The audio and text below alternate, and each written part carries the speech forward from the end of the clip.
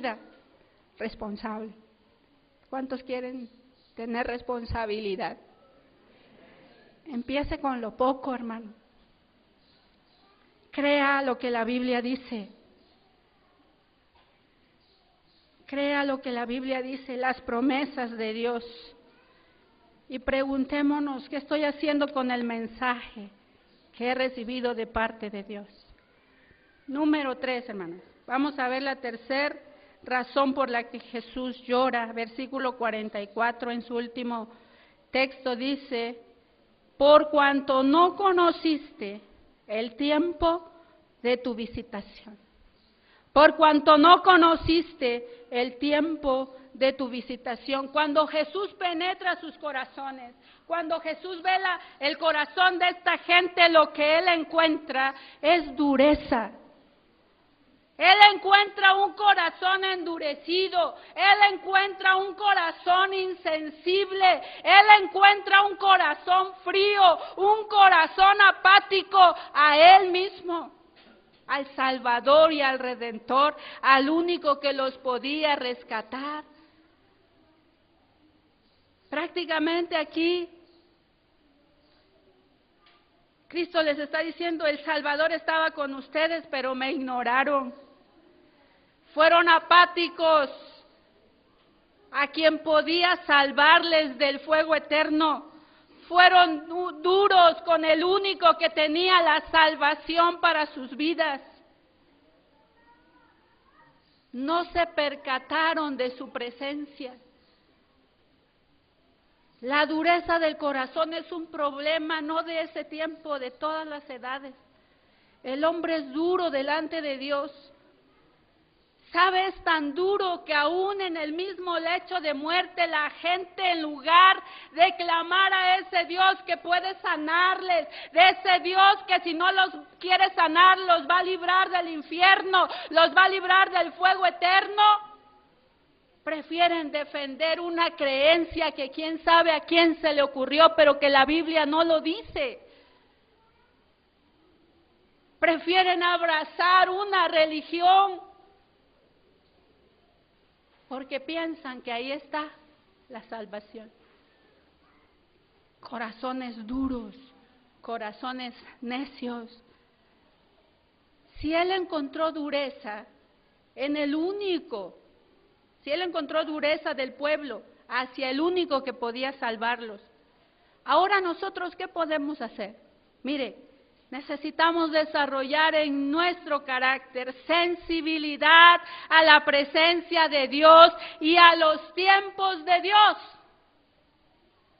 Era el tiempo para Israel, era el tiempo para que su pueblo se arrepintiera delante de Dios, era el tiempo, era la oportunidad. Ellos tenían que aprovechar la oportunidad que Dios les estaba dando. Fue una nación escogida entre todas las naciones. Israel fue privilegiada porque fue escogida para que de ahí viniera el Salvador y ese mensaje se extendiera a lo último de la tierra. Pero no lo recibieron, dice la palabra, a causa de la dureza de su corazón. Nosotros entonces necesitamos ser sensibles a la presencia de Dios y a los tiempos. Es decir, debo ser entendido cuando Dios visita mi vida. Debo percatarme cuando Dios me está hablando específicamente a mí. Debo darme cuenta cuando Dios quiere que yo haga algo en su obra. ¿Cómo puedo darme cuenta de eso? En su palabra, en las predicaciones. Mire, usted y yo cada domingo nos sentamos a escuchar mensajes del Evangelio. Dígame, porque así es. ¿Cuántos, yo les decía a los hermanos en el curso 201, cuántos sermones escuchamos al año? ¿Cuántos le parecen bien si son 50 y tantas semanas? ¿Sí, no? ¿Cuántos sermones más o menos al año? Pues todos los domingos estamos aquí.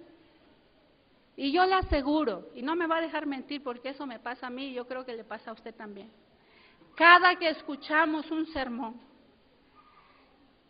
algo de lo que el predicador dice toca mi corazón, ¿cierto o no es cierto? Algo de lo que el predicador dice llena mi corazón, o satura mi corazón, o me da directamente al grano. Y no son piedras, porque algunos lo han convertido en piedrazos. No son piedrazos, hermano. Es que Dios quiere quebrantar la piedra que trae ahí su corazón. No son piedrazos, Dios. Es Dios hablando a nuestra propia necesidad. Y reconocer el día y el tiempo de mi visitación es tomar aquello de esa predicación que me sirvió, de esa predicación que tocó lo más profundo de mi corazón y aplicarlo a mi vida y tomarlo para mí y hacer de esa palabra algo vivo en mí. Eso es lo que Dios quiere.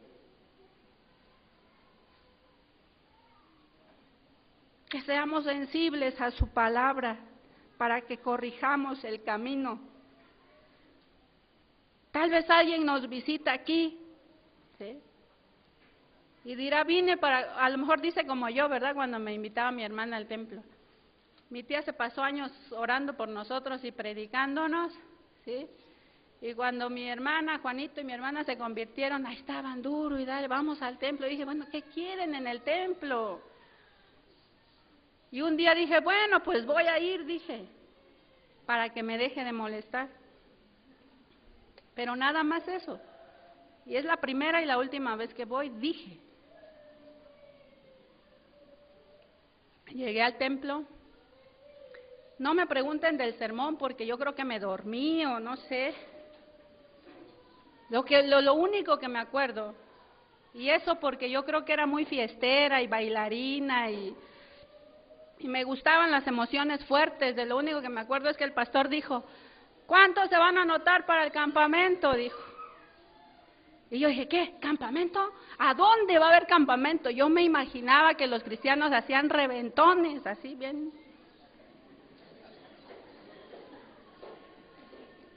Y yo dije, yo quiero ir a echar relajito con estos hermanitos, dije. ¿Sí? Y le dije a mi hermana, yo quiero ir al campamento. ¿Qué? Dice, quiero ir al campamento, le digo. Y corrió con mi tía, le dijo, dice que quiere ir al campamento. Dice mi tía, pues anótala, dice. ¿Sí? Lo que no me imaginaba era que había llegado el tiempo de mi visitación. Dios siempre tiene un tiempo para usted. Tiene un tiempo para que usted nazca de nuevo para Dios. Tiene un tiempo para que usted tome leche, tome su mamila. Tiene un tiempo para que usted se coma un bistezote de este tamaño de la palabra de Dios, porque está listo para digerirlo. Tiene un tiempo en que usted necesita enseñar a otros de la palabra de Dios. Tiene un tiempo en que usted necesita capacitar a los que van a enseñar a otros para la palabra de Dios.